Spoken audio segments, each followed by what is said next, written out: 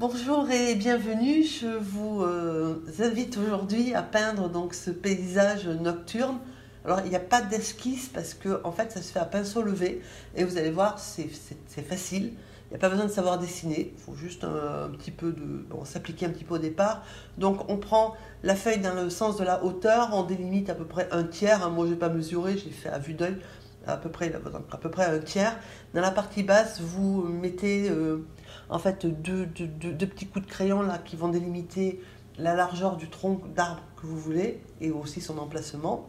Et ensuite tout autour, vous faites des espèces de petits arcs de cercle, voilà, comme des U mais très très évasés, qui vont être vos petits nénuphars. Et à partir du moment où vous allez là, vous prenez du liquide de masquage et vous faites vos petits nénuphars. Alors vous les suggérez bien sûr, c'est-à-dire que c'est des petits coups de pinceau en arc de cercle. Voilà, donc de temps en temps vous fermez l'arc de cercle.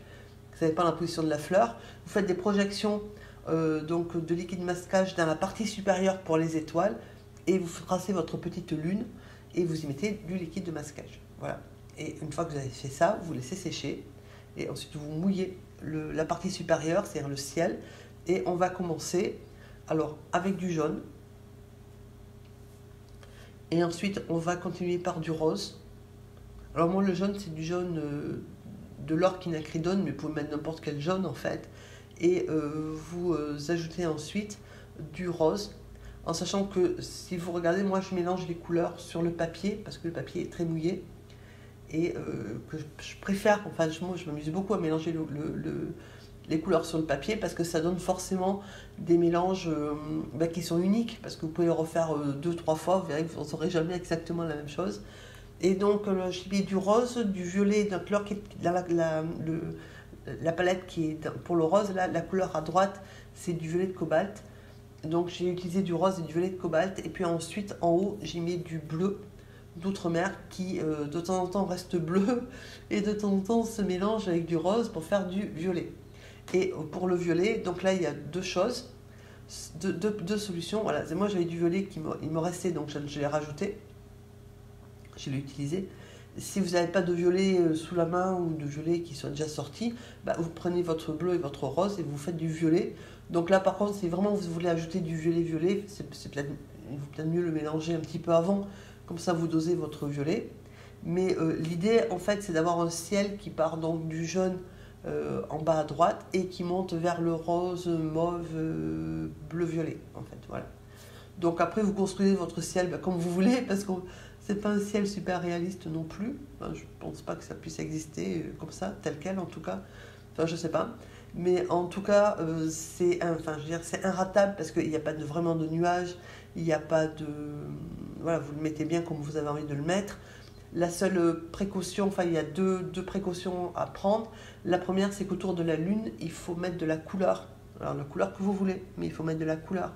Parce que quand on va retirer le liquide de masquage et que vous aurez votre lune bien blanche, si vous avez laissé du blanc autour, vous n'aurez pas une lune ronde en fait. Voilà. Donc ça c'est la première précaution. Et la deuxième, c'est de veiller à ce que le papier soit mouillé. C'est pour ça que j'ajoute de l'eau, c'est-à-dire que je vaporise régulièrement. Parce que tant que c'est mouillé, on peut jouer avec les couleurs, on peut ajouter ses couleurs, on peut les positionner comme on a envie. Et il n'y a pas de souci, quand ça commence à sécher, forcément, là, il vaut mieux pas, parce que là, on va frôler la catastrophe, d'autant qu'on a du bleu, et ça veut dire que vous êtes candidat au chou-fleur, ce qu'on appelle le cauliflower, si vous commencez à ajouter de la peinture, là où vous avez du bleu qui sèche. Voilà, donc en fait, vous faites votre ciel en sachant que les couleurs sont soutenues. Le problème que j'ai avec cette vidéo, donc vous allez voir tout au long de la vidéo, c'est que la lumière varie. Là, je suis bien sous la lampe. C'est pour ça qu'il y a une partie qui paraît, le sang que je suis, qui paraît claire. En fait, elle ne l'est pas du tout. C'est un problème d'éclairage.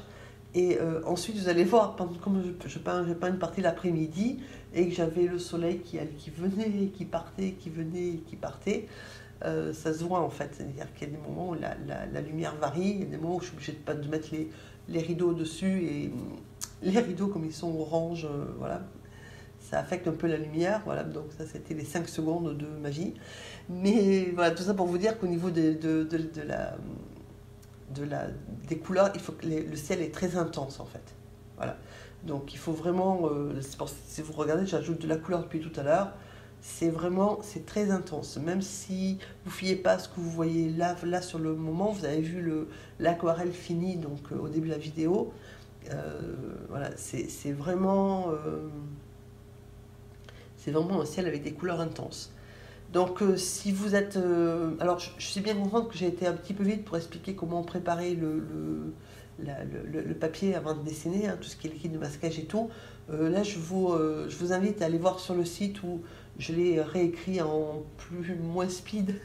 Et puis bon, ce sera plus facile pour le faire.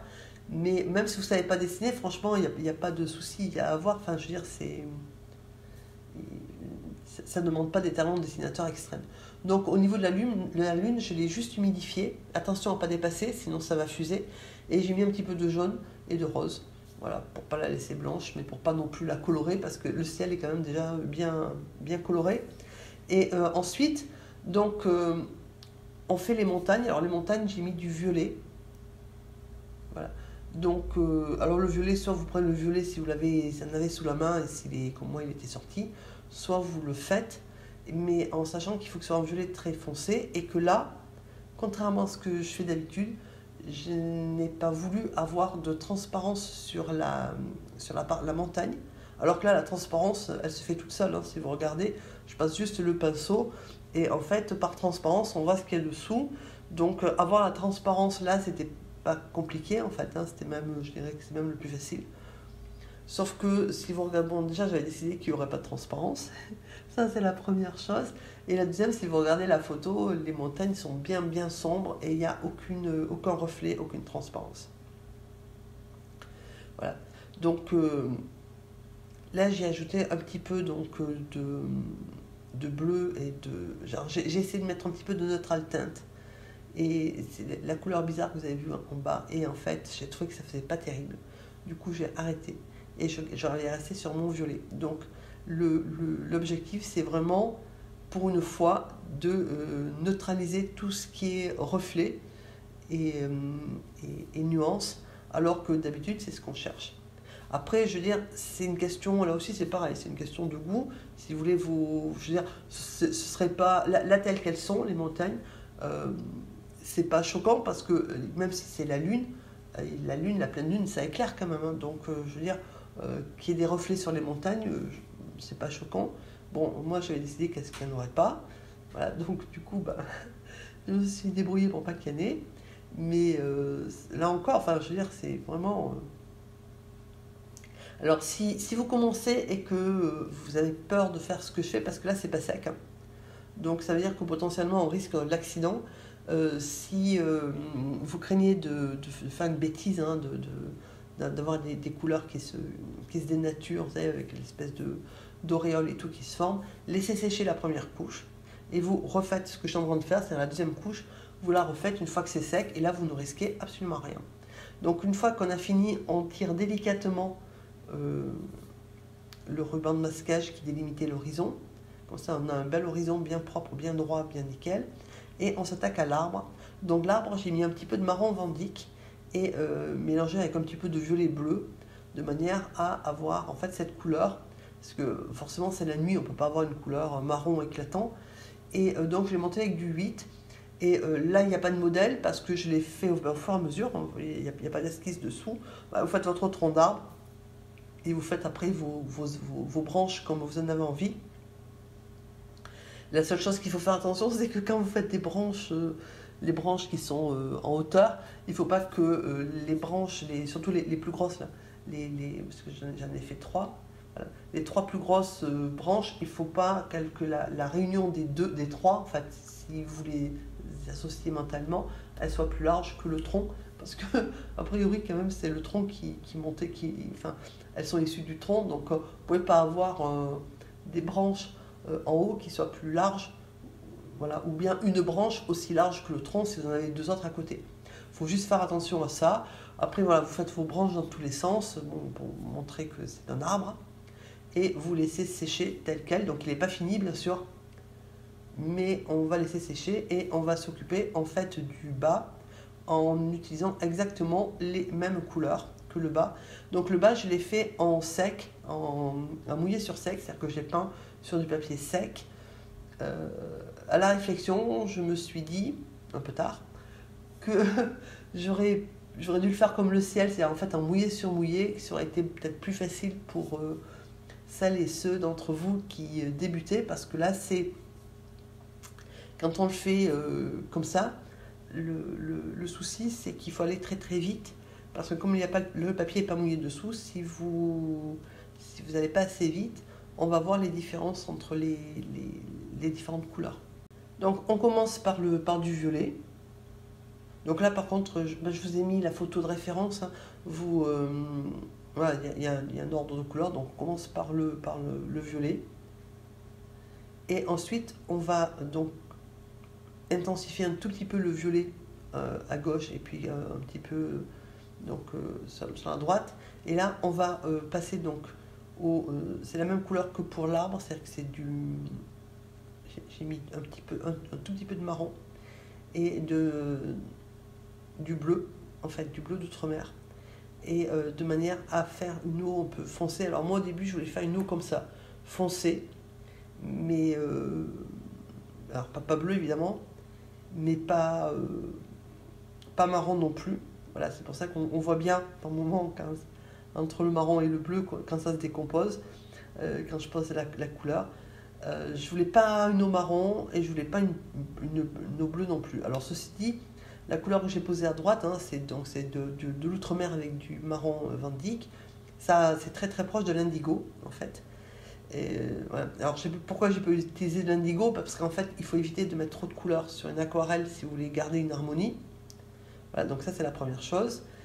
Et la deuxième, c'est que de toute façon je vais changer après en cours de réalisation, parce que le problème c'est que le jaune, le marron Van Dyck avec le bleu, comme ça, avec un peu trop de bleu, au bout d'un moment ça donne, si vous regardez, des reflets un peu verdâtres là, qui vont vers le verdâtre, et ça ne me plaisait pas du tout. Après, encore une fois, c'est une question de goût. Moi, ça ne me plaisait pas du tout. Après, j'avais ce que j'avais voulu, hein, c'est-à-dire en fait une eau qui a la couleur sombre, quoi. Mais voilà, ça ne me plaisait pas. Donc après, on continue hein, tranquille avec. Donc on passe par cette espèce de bleu marron avec du violet, puis on passe au mauve et au rose. Donc on ajoute du jaune. Donc c'est en ça que si c'est mouillé, c'est plus facile, parce que là, si vous regardez, il faut avancer très très vite, de manière à ce que les couleurs se mélangent les unes avec les autres, et il faut les aider un petit peu à mélanger. On est obligé de mettre des couleurs assez soutenues, parce que sinon on va avoir quelque chose qui va être hyper clair et ça ira pas. Donc c'est bien plus compliqué à faire comme ça que si on travaille sur papier humide. Voilà. Là par exemple, on voit bien que la différence entre le rose et au niveau du violet, ça s'est pas mélangé de façon optimale, et qu'il faut y revenir. Alors moi ça me tracasse pas, parce que comme la couleur que j'ai mise, l'espèce de bleu bizarre, enfin, si vous regardez, on voit ça fait un peu bleu marron jaune là au milieu là, ou bleu verdâtre, je sais pas trop, et que ça me plaît pas. De toute façon je savais qu'il fallait que j'y revienne, donc ça m'a pas tracassé plus que ça. Mais voilà, si vous travaillez dans le humide, je pense que c'est plus facile en fait. Donc après vous faites votre... Alors là c'est pareil, moi j'ai changé un petit peu au niveau de la photo. La photo, là où je suis, c'est bien plus violet et bleu que ce que je fais. Voilà, donc moi je suis partie plutôt sur le rose, et ensuite j'ai ajouté du bleu. Alors là à un moment donné j'ai quand même humidifié, parce que ça sèche, c'est quasiment sec, puisque si vous regardez la couleur elle n'est pas hyper mouillée et le papier est sec, donc forcément ça ne peut pas être super mouillé sur le papier. Et du coup j'ai vaporisé un petit peu, parce que sinon on ne peut pas, moi je voulais pouvoir ajouter mon violet, densifier mon bas de feuilles comme je voulais en matière de couleur. Donc du coup j'ai ajouté un petit peu d'eau. Voilà. Donc au niveau des couleurs, si vous faites des raccords en bas, qui dans la partie inférieure, hein, à partir de sous l'arbre, là où il y a les lignes du phare qui se voient, c'est pas très grave, parce que de toute façon on va y ajouter des plantes aquatiques par dessus, et donc il faudra juste mettre des plantes aquatiques là où il y aura des raccords un peu disgracieux, et voilà. Après, par contre, pour le reste, il faut faire attention. Alors vous faites la partie gauche comme la partie droite, de la même façon, dans le même ordre, hein, forcément, puisque c'est un plan d'eau. et vous travaillez en fait votre bas de le bas du plan d'eau en y ajoutant, en intensifiant un peu la couleur, parce que c'est le même problème que le ciel en fait, il faut que ça soit relativement dense, et en mettant les couleurs. Alors là, l'idée que j'ai eue, c'était de rajouter la terre d'ombre sur ma... Voilà, parce que je me suis trompée de marron en fait, et donc vu la couleur que ça a fait, je me dis ah, voilà, donc c'est pas grave. On prend, alors soit si vous avez du gris de Paint, moi j'ai pris de la teinte neutre, de Neutral Tint, et en fait j'ai mélangé un petit peu avec du bleu et j'ai remis par-dessus. Voilà, donc du coup ça masque plein de choses, parce que c'est pas d'une transparence, c'est pas une couleur quand même qui est super connue pour sa transparence, voilà, ça écrase un petit peu ce qu'il y a dessous. C'était l'objectif. Après, c'est plus fidèle, enfin, l'avantage c'est que c'est plus fidèle à la photo, puisque la photo avait un plan d'eau qui était vraiment très très sombre. Et voilà, donc ça c'est... L'autre avantage, c'est que ça s'harmonise bien mieux que la couleur d'avant au niveau de l'ensemble, parce que cette espèce d'indigo qu'on avait obtenu, on le retrouvait nulle part, donc c'était pas terrible. Alors que là, le plan d'eau, là, c'est la même couleur que l'arbre. Voilà. Après, moi, ce que je n'aime pas bien, c'est que c'est pas très transparent, mais là, on ne cherchait pas la transparence. Et donc, pendant que le bas sèche, on prend son petit pinceau numéro 2 et on fait ces petites branchinettes, de manière quand même à donner à l'arbre un aspect un peu plus élégant, avec un petit peu des branches un peu plus fines.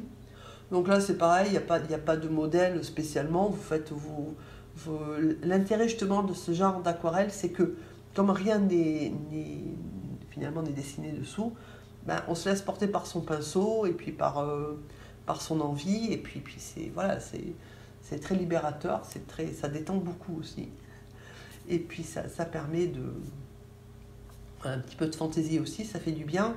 Donc vous faites vos petites branchinettes comme vous avez envie qu'elles soient, dans le sens où vous avez envie qu'elles soient. Et ensuite j'ai mis un léger feuillage avec de l'éponge de la même couleur, mais je vais tapoter un petit peu, toc toc toc là, pour avoir quelques petites feuilles, et puis voilà.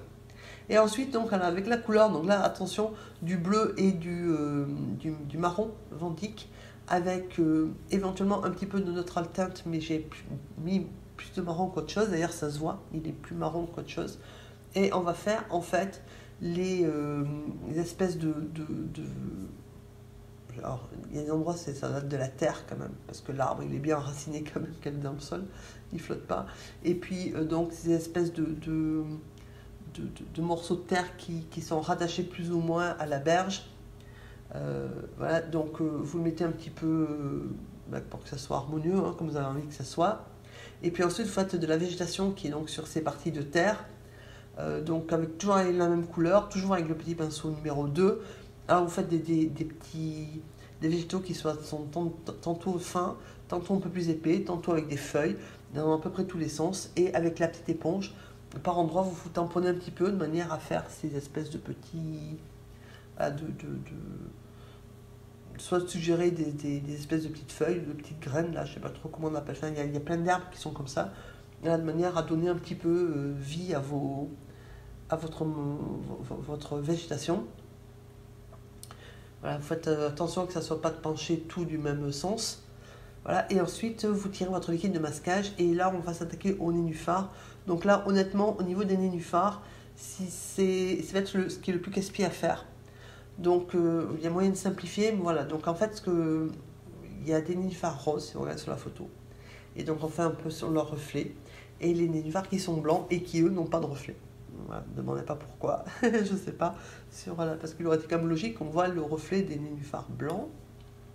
Sur la photo, on ne voit pas le reflet des nénuphars blancs. Voilà. Alors après, vous prenez la même couleur marron, ou des fois je les fais aussi en violet, ça dépend où ils sont. Et là, on va suggérer en fait les feuilles de nénuphar. Alors évidemment, on ne les dessine pas toutes, c'est juste la hauteur en fait. Donc à certains endroits de la feuille de nénuphar, donc il faut les faire plus ou moins... Il faut suggérer les feuilles de nénuphar, il ne faut bien sûr pas les dessiner parce qu'elles ne se voient pas. Il y a des endroits où on va être obligé de faire du retrait de peinture, voire même d'ajouter un tout petit peu de blanc, de manière à obtenir un peu des nuances. Voilà. Et puis, donc ensuite, ajoutez quelques petits détails, entre autres la base de certains nénuphars, au marron, ou bien des petites, des petites pousses qui dépassent. Voilà. Et ensuite, vous enlevez vos étoiles, le liquide masquage sur les étoiles. Et on va rectifier deux choses.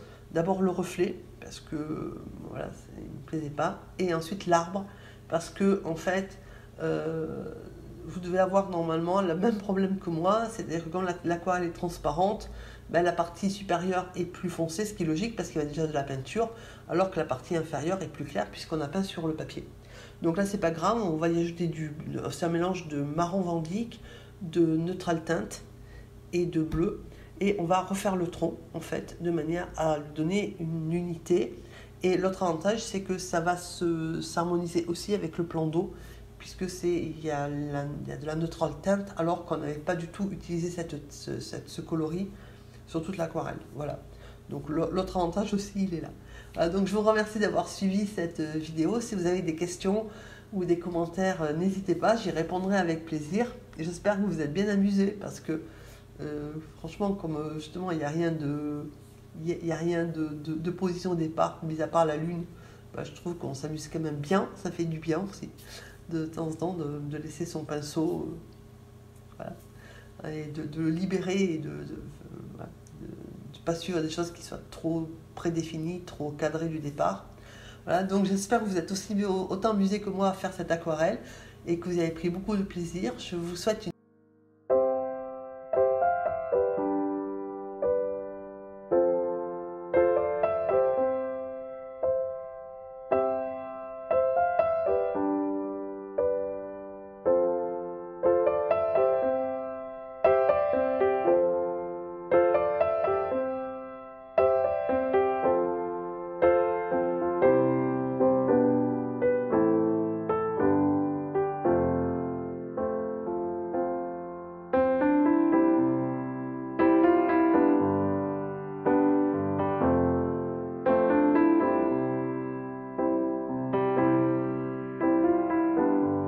bonne journée et je vous dis à bientôt.